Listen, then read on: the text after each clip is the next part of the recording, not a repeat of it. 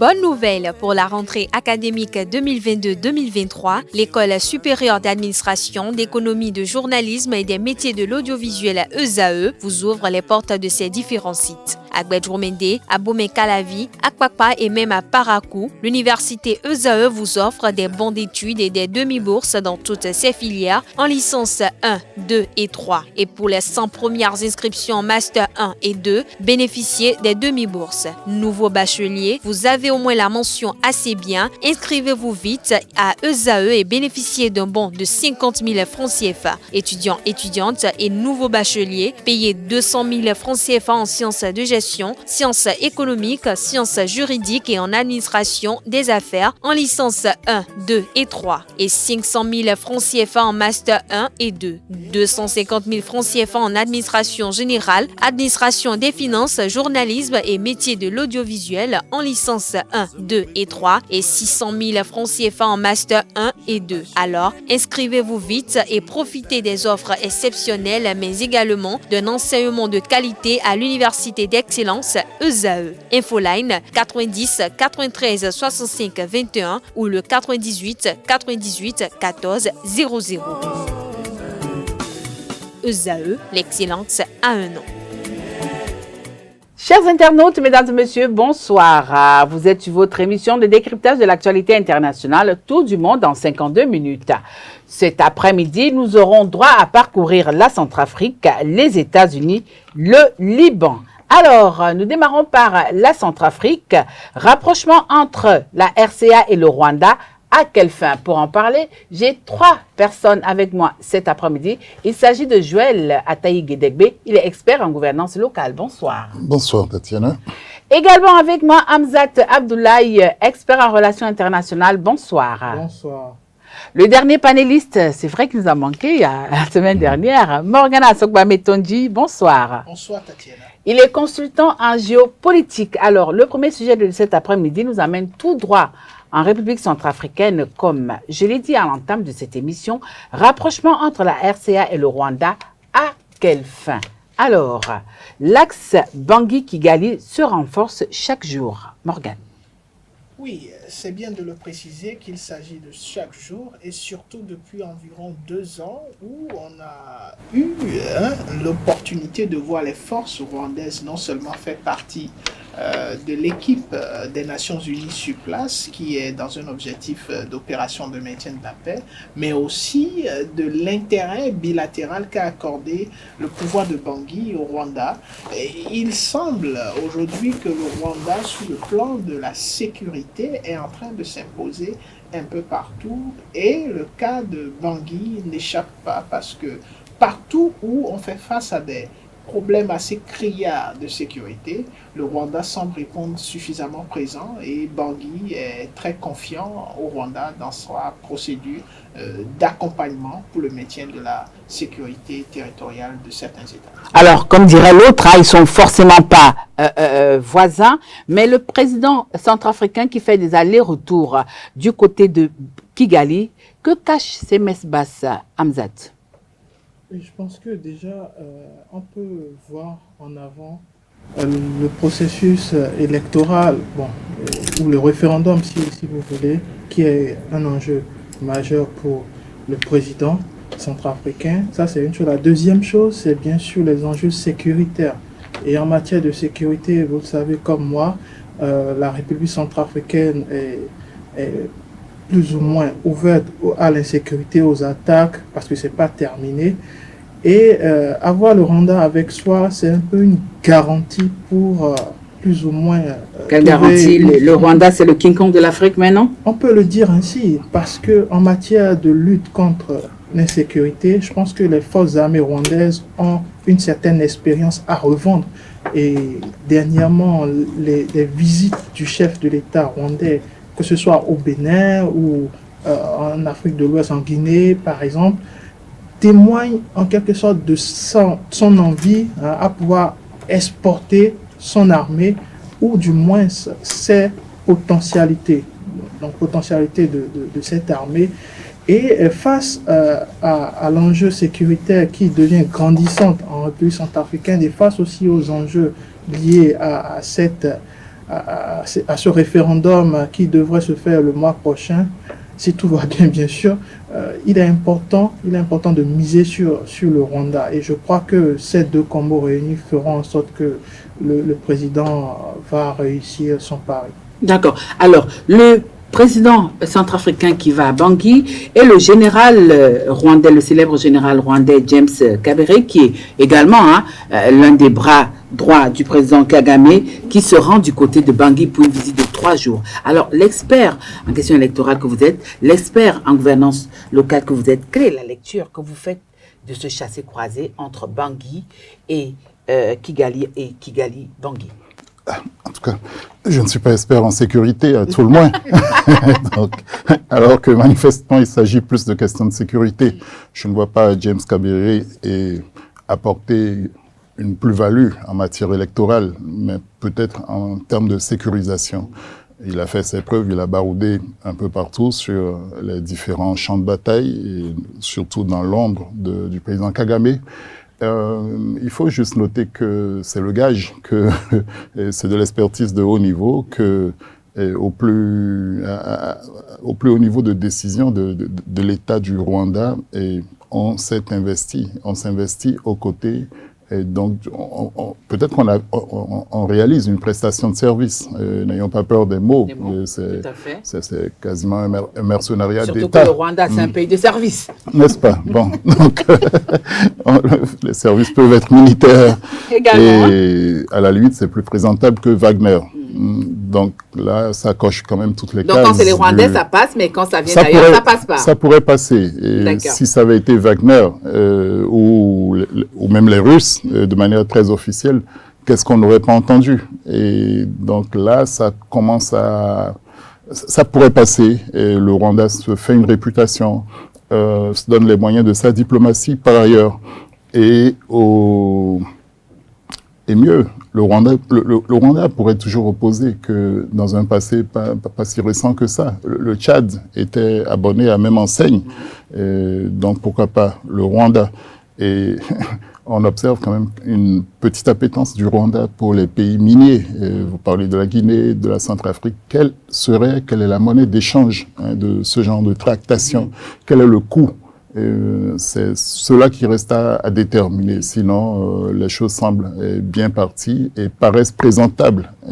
Si bien que on n'a qu'à attendre que, à tout le moins, ce scrutin, ce référendum se déroule aussi pacifiquement que possible, malgré la volonté de forcer pour un 3e mandat du président Touadéra. Alors Morgane Assogba, vous qui êtes expert en géopolitique, lorsqu'on regarde un peu l'histoire de la RCA, lorsqu'on regarde un peu le vécu de la RCA, est-ce que la proximité que le pays de Touadéra a aujourd'hui avec le Rwanda, est-ce que cette proximité ne pourrait pas mettre en mal ses relations avec son grand voisin, le Congo démocratique? Pourrait. Oui, mais est-ce que cela va? C'est l'autre aspect de la question.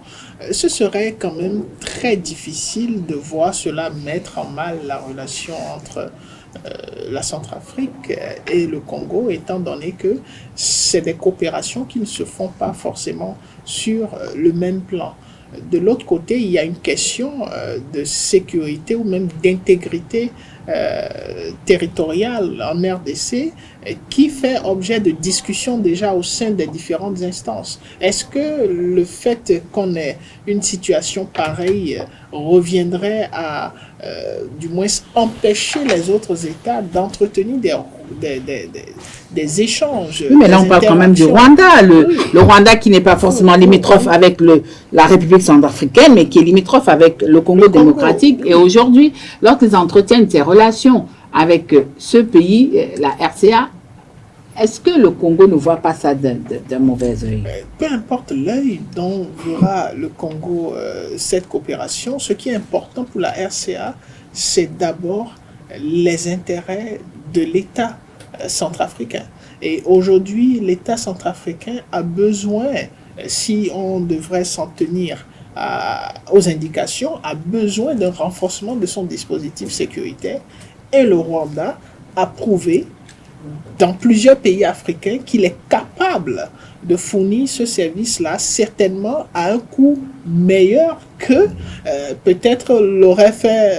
Donc vous rejoignez mon idée, c'est un pays de service. Oui, mais c'est un pays qui a des intérêts. Partout en Afrique? Partout où ça peut... Où il y a des mines. Oui, pas forcément des mines. C'est pas moi qui l'ai dit, c'est Joël. Il y a une chose qui est très importante, c'est que même au niveau des opérations de maintien de la paix des Nations Unies, le Rwanda est bien positionné. Il y a un coût et tous les États qui envoient des contingents ont un retour sur investissement. Donc, c'est pas gratuit et le Rwanda ne serait pas en train de faire quelque chose qui est interdit dans le concert des nations.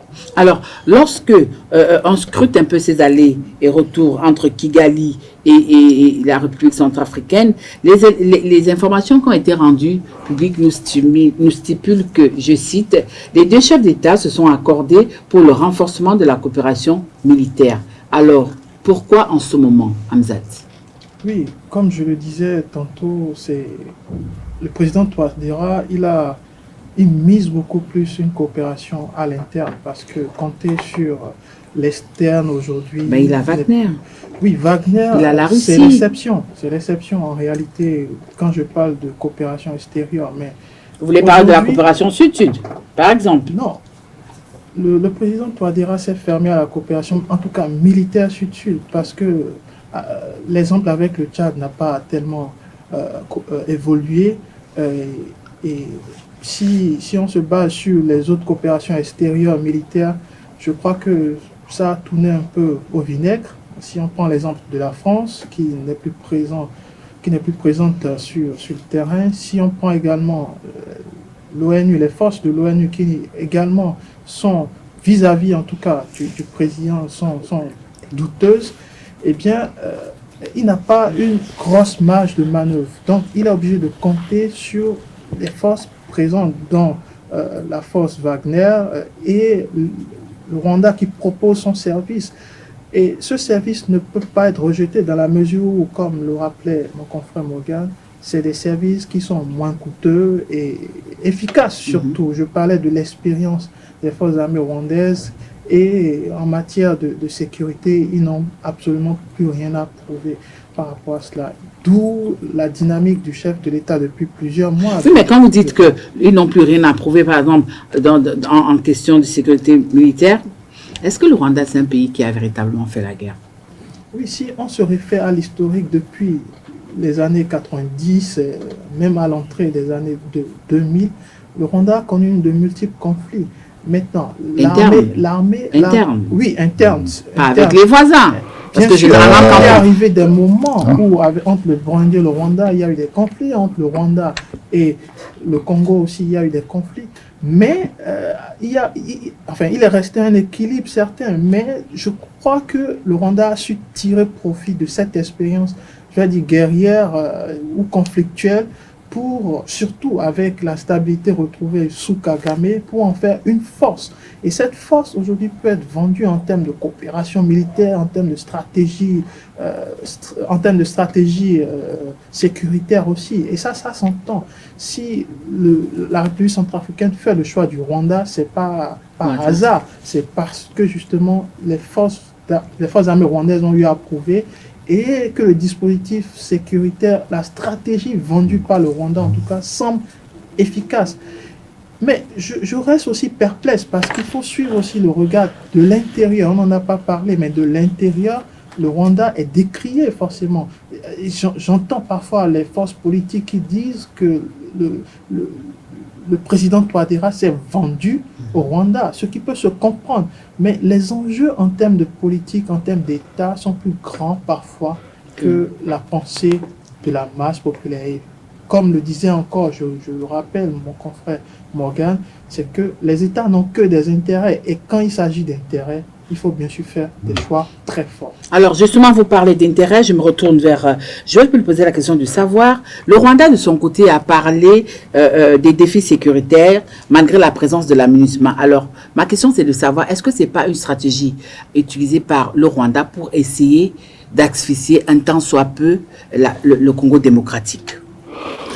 Je n'ose le croire. Le Rwanda a d'autres enjeux plus précis et aurait tort de s'éparpiller. Et je crois qu'on est rigoureusement dans le cadre d'une prestation de service là. Et parce que, vous voyez la taille de la RDC, et si le Rwanda s'amusait à vouloir happer ou bien encercler la RDC de partout, il ne ferait que s'affaiblir et tirer ses lignes. Et militairement, c'est pas payant. Et donc, c'est le meilleur moyen de se faire transpercer. Peut-être que sachant le Rwanda maîtrise peut-être la force militaire de la RDC aussi. Oui, en partie le terrain. Disons que, quand vous disiez tout à l'heure que le Rwanda n'avait pas d'expérience des conflits et autres, non, la RDC lui a servi de terrain d'expérimentation depuis son compagnonnage avec la FDL du père Kabila. Ce n'est plus un secret que c'est quand même les officiers rwandais qui officiaient au niveau de la stratégie de la FDL qui a mis à mal le régime Mobutu vers la fin. Et donc, même si on peut être tenté avec le fameux James, voilà, c'est pas James Bond, mais enfin, c'est le fameux James. Ben non, c'est le 007 à l'africaine. N'est-ce pas? Et le renseignement n'est jamais trop loin. Voilà, le Rwanda a ce atout-là d'avoir une certaine maîtrise au niveau de l'utilisation du renseignement dans l'art militaire, bien dans les défis militaires. C'est des gens qui ont fait leur classe en Ouganda, fondamentalement, le président Kagame y compris. Donc, leurs états de service ne datent pas d'aujourd'hui. Peut-être qu'ils ont eu le temps d'avoir la vue la plus prospective qui soit. Et même l'opposition centrafricaine a parfois l'honnêteté de dire qu'il y a une relative stabilisation sécuritaire. Et donc, tant que le Rwanda ne se laisse pas aller à la tentation d'aller embêter le voisin par le nord, ça pourrait aller. Et la RDC n'y trouverait pas à redire. Peut-être même que c'est une manière, peut-être même que ça occuperait davantage le Rwanda et permettrait de dégarnir, de libérer le front du Kivu, quoi. Et je pense que le Rwanda, jusque-là, arrive à circonscrire les choses. Les objectifs ne sont pas les mêmes. En RDC, c'est un objectif de profondeur stratégique, de colonie de peuplement et autres, là. Mais c'est les hasards qui l'amènent. C'est une opportunité de service, c'est une opportunité de business. Ils sont autant dans la MINUSMA, enfin, c'est pas la MINUSMA, la force des Nations Unies, que dans le cadre d'une coopération bilatérale directe qui compte, parce qu'on peut pas dire que quand les Nations Unies sont quelque part, et la RDC et même en est un exemple patent depuis quelques années, ça au moins, M. Kabila, voire l'actuel président Tshisekedi, partagent ça ensemble que quelque part, ils sont fatigués, ils ne voient plus la pertinence de la présence de la MONUC au Congo et presque un peu partout. Au Mali, c'est assez décrié parce que ce ne sont pas des forces qui sont là pour faire la guerre.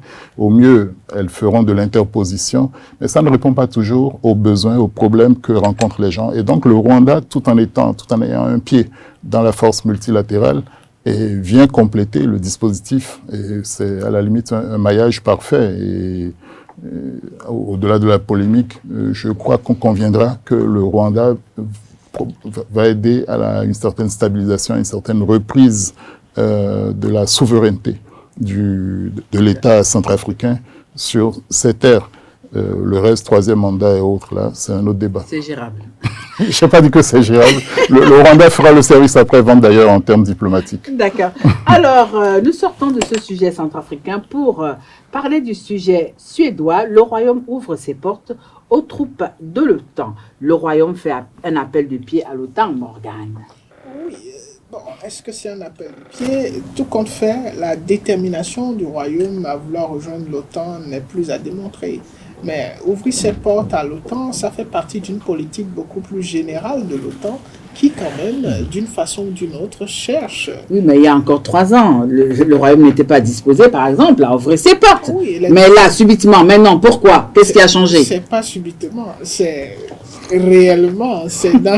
On est là en plein pied dans la réelle politique où le Royaume a renouvelé davantage son envie de rejoindre l'OTAN et trouve que c'est beaucoup plus opportun pour lui d'avoir les forces de l'OTAN sur son territoire aujourd'hui, puisque la méfiance où la peur par rapport au comportement de la Russie dans la zone emporte presque tous les États qui auraient un quelconque partage historique avec cette Russie et qui pourrait se voir à n'importe quel moment menacée de façon réelle par les ambitions entre griffes. Je précise que c'est bien entre griffes de la Russie, parce qu'on lui prête ses ambitions. Donc dans la pratique, est-ce que c'est nécessaire? C'est une autre question qu'on pourrait se poser.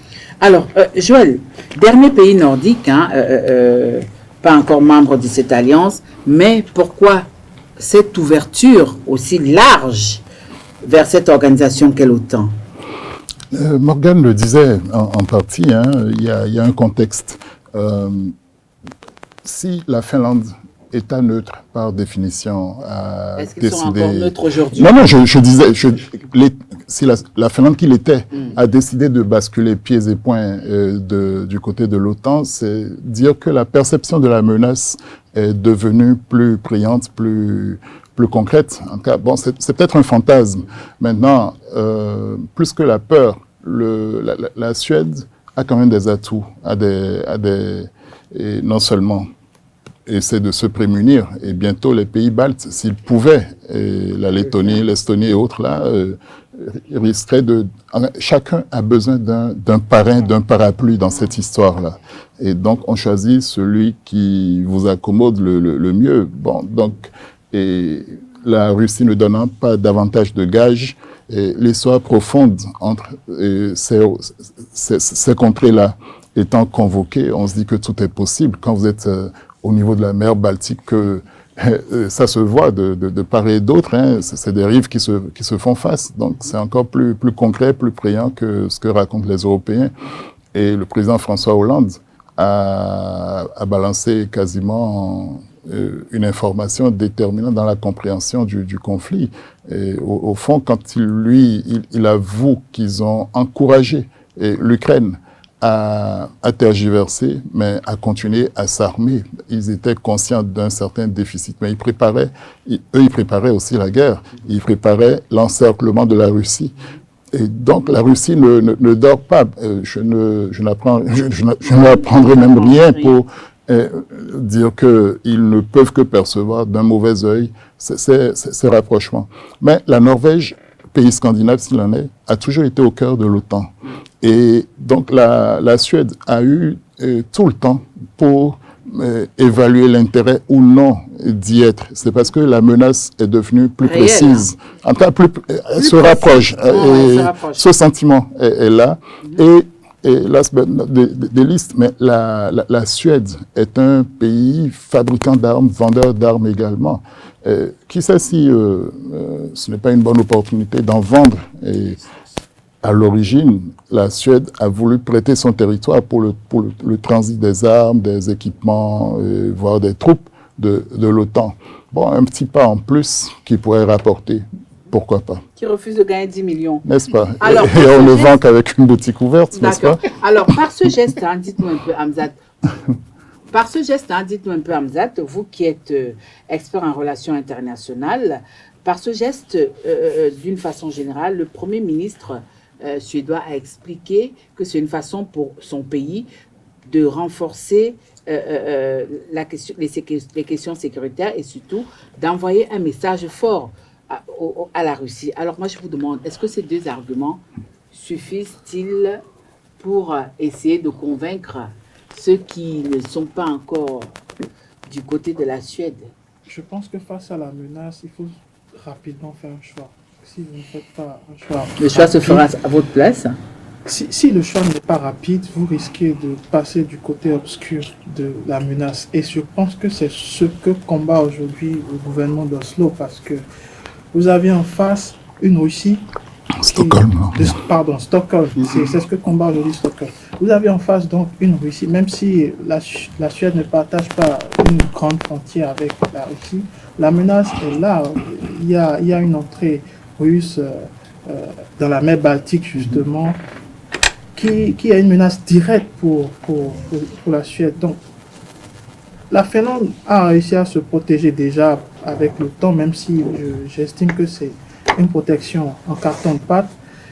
Et C'est pas un peu violent ce que vous dites là? Non, on ne cartonne pas parce que, vous savez, quand vous prenez les enjeux liés à la sécurité, si la Russie décide d'attaquer véritablement la Finlande, je ne pense pas que l'OTAN puisse véritablement être ce barrage qui pourrait arrêter Poutine. Je ne le pense pas. C'est parce qu'il n'y a pas d'intérêt que Poutine n'a jamais attaqué la Finlande. Ça, c'est d'autant plus clair. Quant à la Suède, c'est encore pareil parce que la Suède est restée longtemps neutre, parce qu'étant déjà vaincue lors de la Première Guerre par la Russie et ayant aussi alimenté pendant toutes ces années la peur de se faire attaquer une nouvelle fois. Donc ça, c'est des choses que l'histoire nous apprend. Mais ce qui est certain, c'est que la Suède a besoin, étant membre de l'Union européenne, a besoin d'être au sein d'une entité qui puisse assurer ses défenses, même si, je continue de le dire, même si Poutine décide d'attaquer la Suède, ce n'est pas l'OTAN qui pourrait faire barrage par rapport à l'attaque elle-même. Tout dépend après de l'analyse qu'on pourrait faire de l'échec ou de la victoire. Mais l'autre élément que je vois par rapport à tout ça, c'est que nous entrons dans une nouvelle phase de la guerre en Ukraine. Et ce sera la phase décisive pour la suite.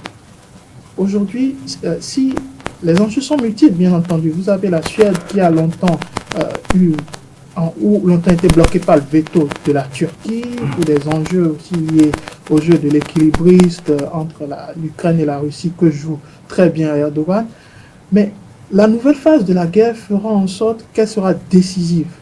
Et la Suède a intérêt à entrer dans l'OTAN maintenant pour s'assurer d'être dans le camp des vainqueurs. Entre griffes, sait-on jamais. Bon, des vainqueurs entre griffes. Parce que cette guerre, évidemment, ne donnera pas de vainqueurs ou de vaincus, mais ça va donner... C'est les populations qui vont en pâtir. Oui, déjà, c'était une guerre d'occupation, comme moi je le dis, je continue de répéter, c'est une guerre d'occupation, de terrorisation sociale.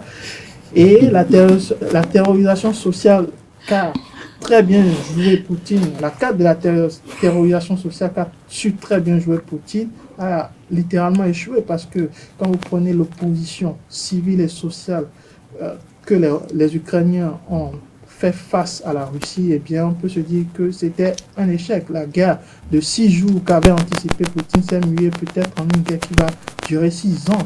On ne l'espère pas, bien entendu, mais cette guerre va s'arrêter le jour où les deux parties vont se dire on arrête les hostilités et puis chacun prendra les parties récupérées.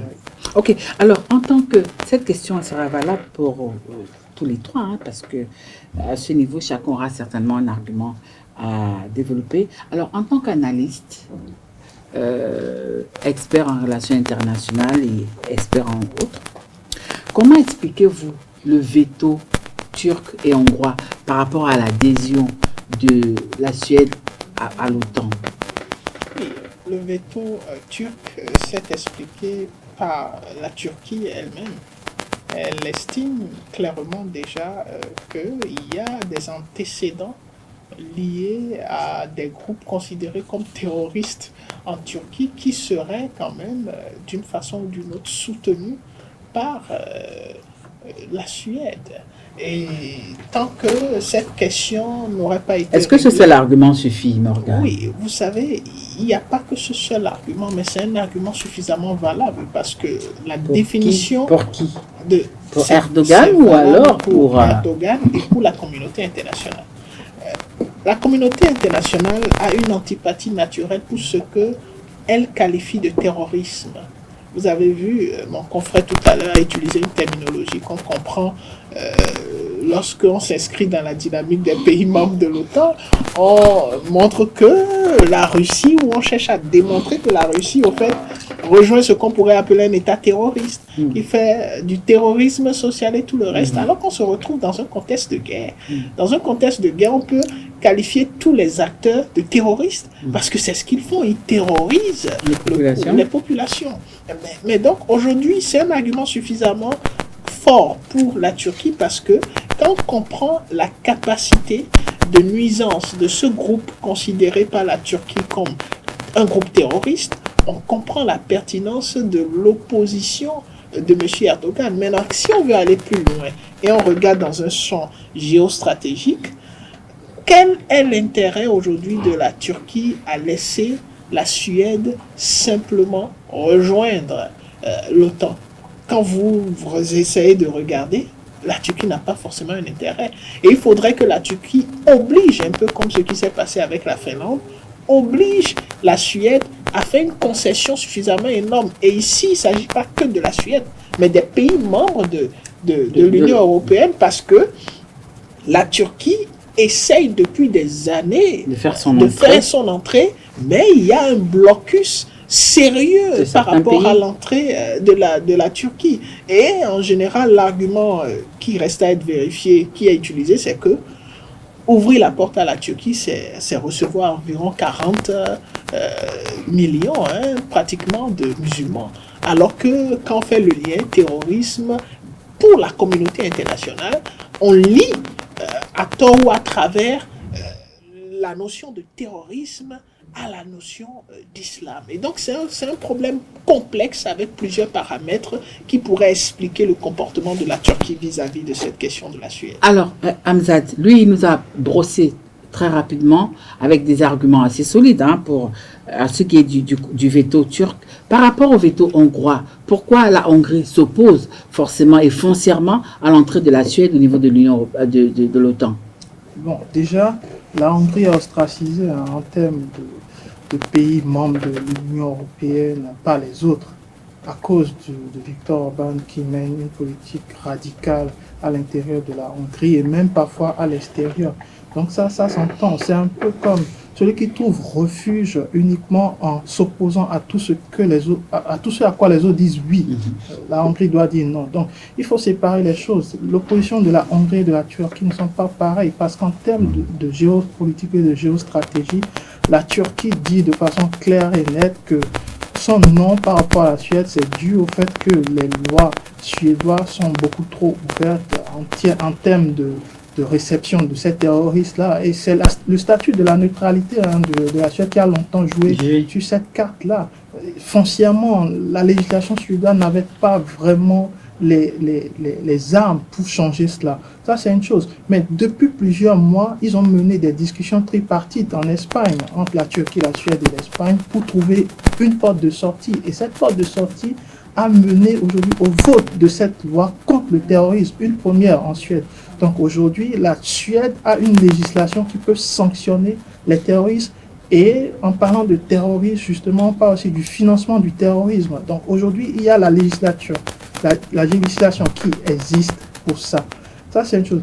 La deuxième chose, c'est que les rebelles du PKK trouvent pratiquement tous refuge en Suède. Et ça, on peut le comprendre parce qu'on dit souvent que la Suède, c'est cet État où même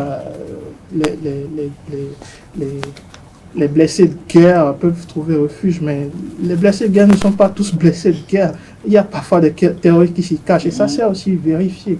Donc, je pense qu'aujourd'hui, avec cette nouvelle loi, la Turquie a changé de fusil d'épaule et avec les différents accords, avec l'implication directe de Jens Stoltenberg, secrétaire général de l'OTAN, dans les discussions de part et d'autre, ça a facilité les coups de franche pour la Suède aujourd'hui. Quant à la Hongrie, je vois que la Hongrie va se retrouver dans une impasse, même si la Hongrie est membre ou partie prenante de l'Union européenne.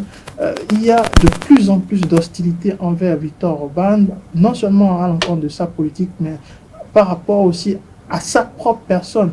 À sa personne. Donc ça se vérifie et je pense que si la présidence de l'Union européenne qui est tournante en réalité et devrait censée être à l'Hongrie dans les prochains mois, eh bien ne lui sera pas attribué ou il aura une présidence très restreinte, ce qui va peut-être amplifier le conflit entre la Hongrie et les autres. Alors, pour sortir de ce sujet suédois cet après-midi, dans cette course à l'adhésion à l'OTAN, le Premier ministre suédois a brandi des défis logistiques. Mais à quelle fin alors? Oh, je crois que c'est toujours dans les... Non, eux, ils voient la menace, hein, elle est de plus en plus proche. Si la Finlande a couru pour se jeter dans les bras de l'OTAN, ça fragilise encore plus la Suède. Donc, il faut rapidement faire quelque chose. Et je ne sais pas techniquement et s'ils auront le temps, parce que on ne crée pas, on ne met pas en place un front et du jour au lendemain comme ça. Hein, c'est effectivement une grosse affaire de logistique. Même quand ce sont les missiles et balistiques et autres là, dont on pense que avec un seul coup ils pourraient franchir des milliers de kilomètres, ça demande toute une conception et tout un rodage.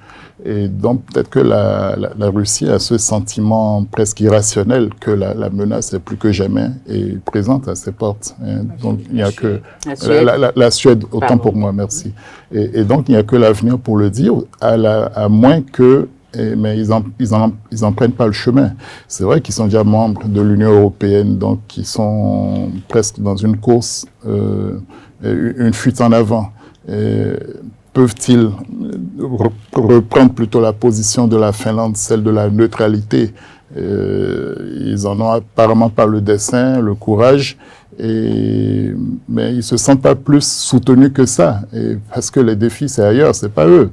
Même si la Russie décidait de les attaquer, j'ai dit tout à l'heure qu'ils sont à portée de canon de la Baltique autour de la Baltique. Hein, Kaliningrad n'est pas absolument pas. Tout est intégré. Si on remonte à l'histoire de ces régions-là, il y avait même la communauté des hanséatiques et autres là. Donc ça a plus de réalité que le reste de l'Europe à laquelle on se rattache aujourd'hui. Mais institutionnellement, voilà.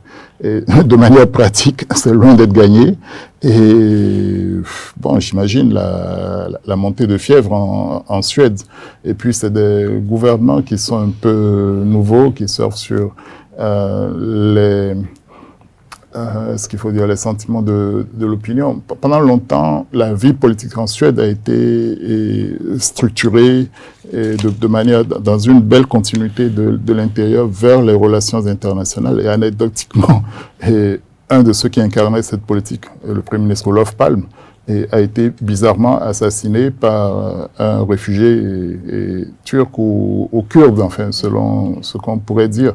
C'est dire que tout est imbriqué, mais Orban et la Hongrie sont partie négligeable dans ce veto. Mais un veto reste un veto, évidemment. Et si c'est le lépreux qui renverse la table, bon, il faut s'en accommoder.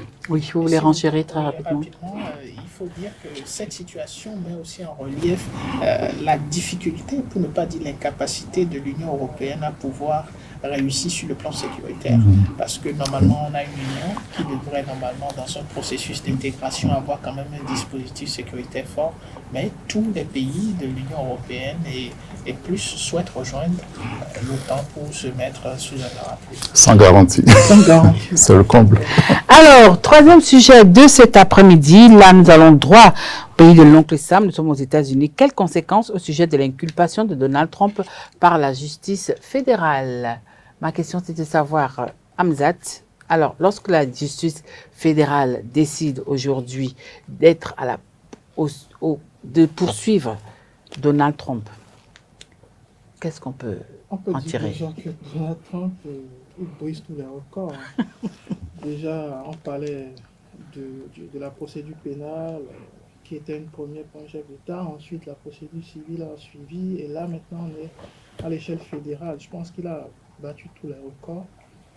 Mais la justice américaine est exceptionnelle. Exceptionnelle dans la mesure où il a encore les coudées franches pour s'en sortir.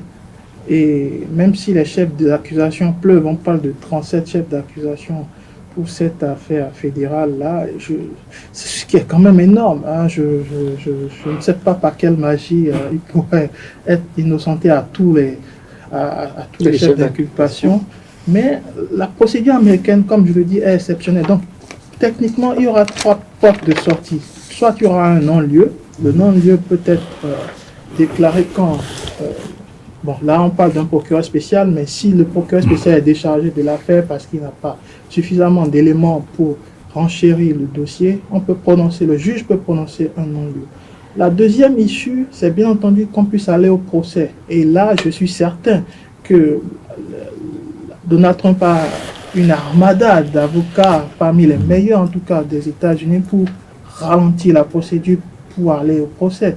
Et pour aller au procès, il faudrait plusieurs séances avec le juge et ça risque de prendre énormément du temps. Le challenge, c'est surtout de perdre suffisamment de temps pour qu'il puisse aller aux élections.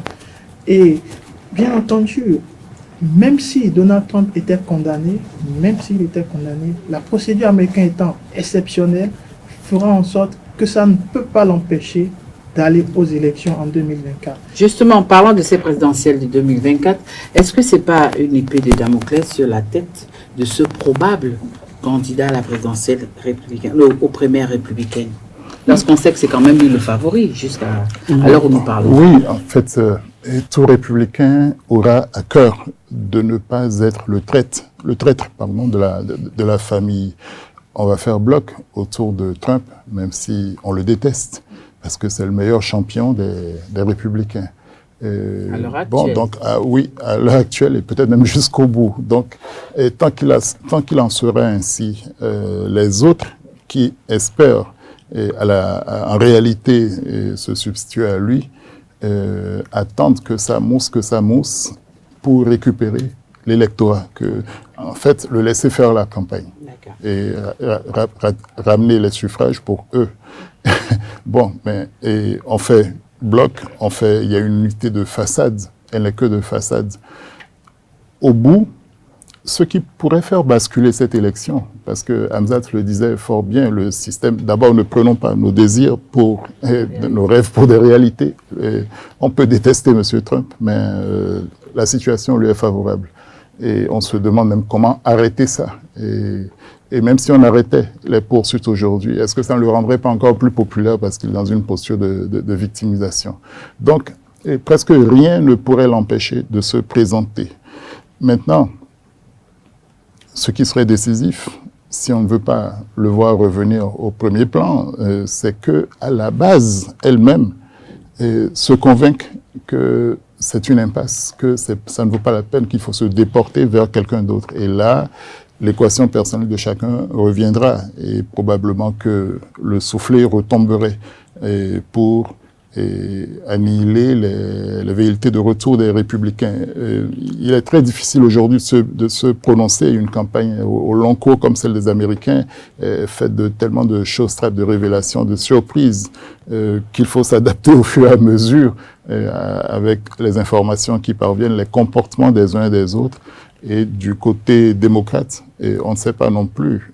Ça a l'air d'un long fleuve tranquille, mais avec Pépé qui chute, à n'en plus finir.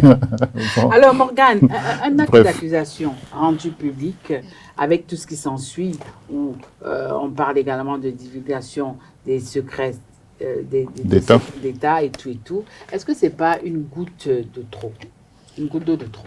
Une goutte de trop, ça dépend de quel sens prend la goutte de trop. Est-ce que c'est une goutte de trop dans le sens d'aider le président, l'ancien président Trump, à aller de l'avant et réussir? Si c'est la question, oui. Est-ce une goutte de trop scandale qui vise à, du moins c'est un scandale qui vise à ralentir ces élans? Je dirais techniquement, sur la base des observations, que non. Actuellement, je partage entièrement l'avis de mon confrère Ataï Guédégbé. Le président Trump est lancé et quel que soit l'obstacle qu'on puisse faire aujourd'hui, cet obstacle ne pourra pas l'empêcher d'aller jusqu'au bout, à moins qu'on lui retire la conviction de ceux qui le soutiennent. Et surtout, lorsque vous regardez comment est-ce qu'il est devenu président des États-Unis, vous pensez qu'aujourd'hui, plus que jamais, il a encore tout ce qu'il faut pour revenir et il constitue une menace, entre griffes, pour le camp démocrate. Et surtout avec la tendance actuelle dans le camp démocrate où on ne semble pas avoir un candidat autre que M. Biden, l'actuel président, pour pouvoir tenir en haleine le candidat de l'opposition. Donc c'est compliqué et cela ne vient en rien empêcher l'élan d'évoluer. Et on pourrait avoir une grosse surprise qui ne serait pas certainement une surprise que de voir les choses aller très loin. Alors, dernière question pour sortir du sujet américain de cet après-midi. Est-ce que cette nouvelle affaire, Hamzat, vous croyez qu'elle peut freiner les élans de Donald Trump, surtout lors de la course aux primaires républicaines?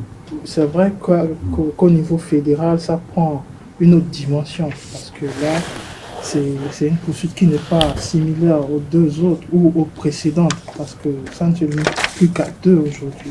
Il y a l'affaire des écoutes, il y a l'affaire liée surtout aussi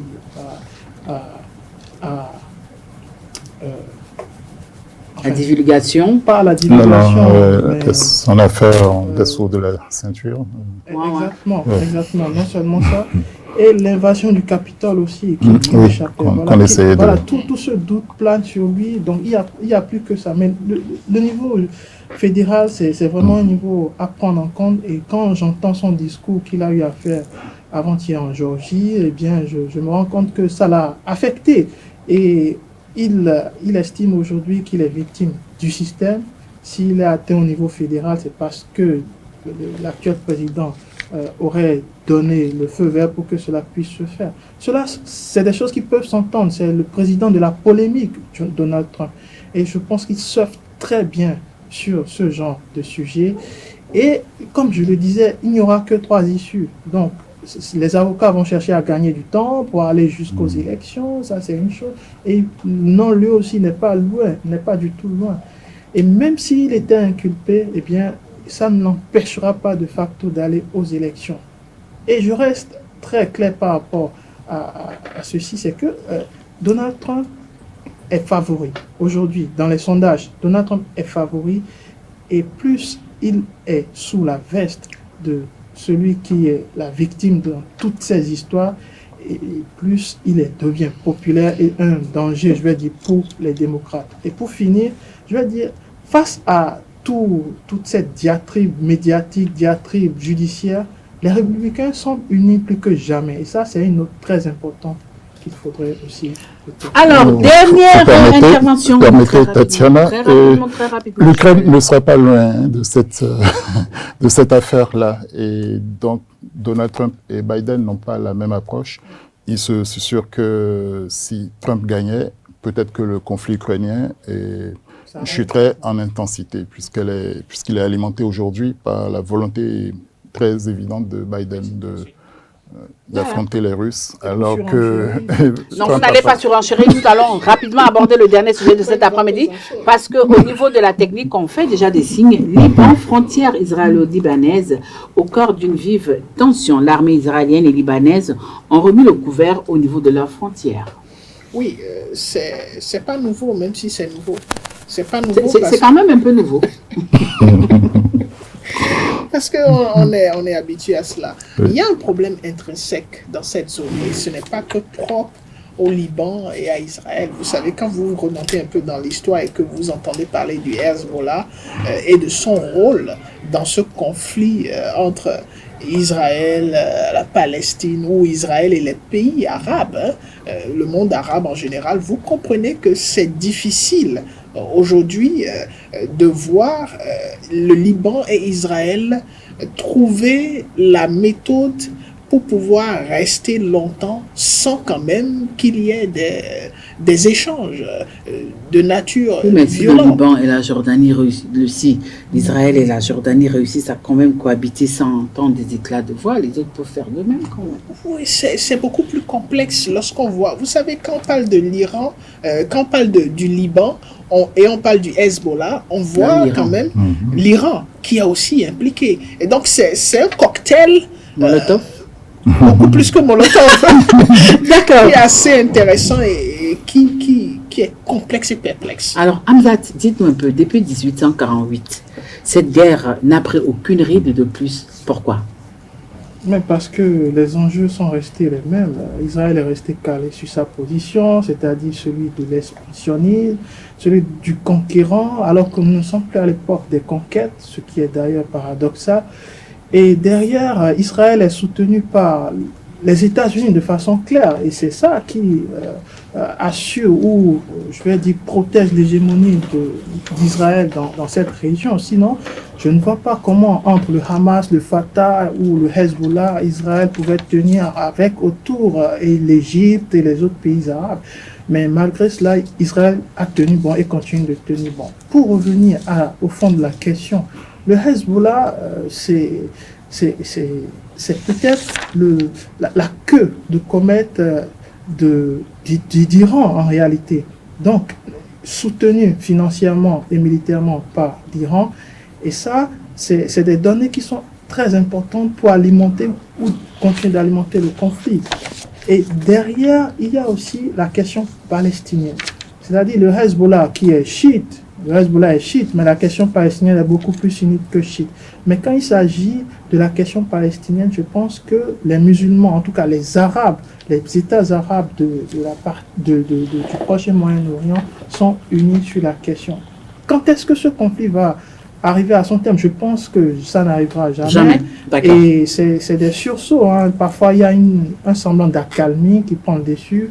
Et la plupart du temps, c'est le conflit ouvert avec des déclarations, des menaces, des tirs de projectiles. Alors, justement, pour sortir de ce sujet cet après-midi et mettre fin à notre émission, pourquoi cette partie du monde, comme il a dit, c'est une accalmie voulue par les uns et les autres? C'est une paix armée, définitivement. Alors, pourquoi la paix est si précaire dans cette partie du monde?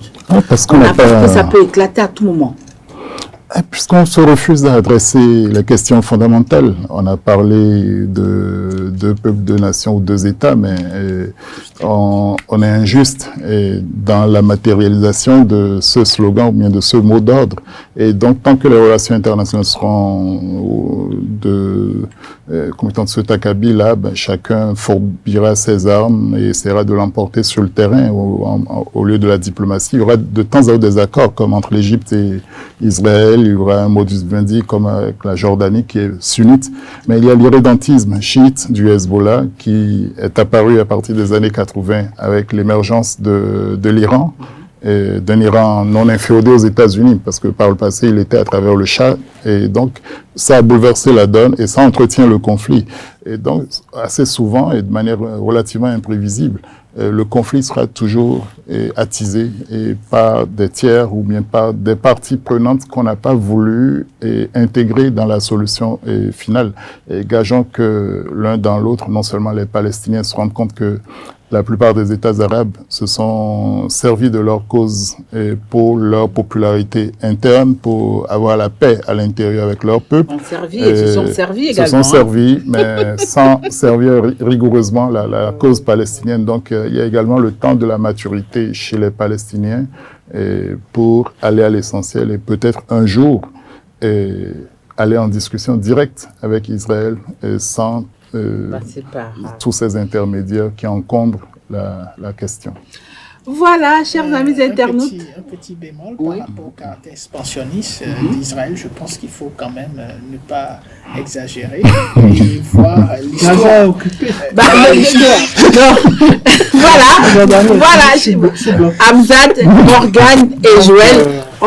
Expansionnisme. Oui, voilà, votre bémol a failli tout remettre en cause, a failli nous amener à organiser une nouvelle émission cet après-midi, mais c'est juste partie remise, c'est avec ces différentes interventions que nous mettons en terme notre émission de cet après-midi, Tour du monde en 52 minutes. Nous avons quand même fait le tour du monde, nous sommes allés en République centrafricaine, là c'est au niveau du continent africain, nous sommes allés au niveau du vieux continent, nous avons parlé de la Suède, du royaume qui a pris la décision d'ouvrir ses portes à l'organisation pour les troupes de l'OTAN. Nous sommes allés aux États-Unis pour parler des conséquences sur l'inculpation de Donald Trump et nous avons terminé par le Proche-Orient et nous avons parlé de la frontière israélo-libanaise au cœur d'une vive tension. Vous avez écouté les uns les autres où à la fin, Morgane a bien voulu apporter un bémol qui, ma foi, heureusement que ça n'a pas mis du feu dans le studio. Merci de nous avoir suivis. Retrouvons-nous le lundi prochain quand il sera 16h.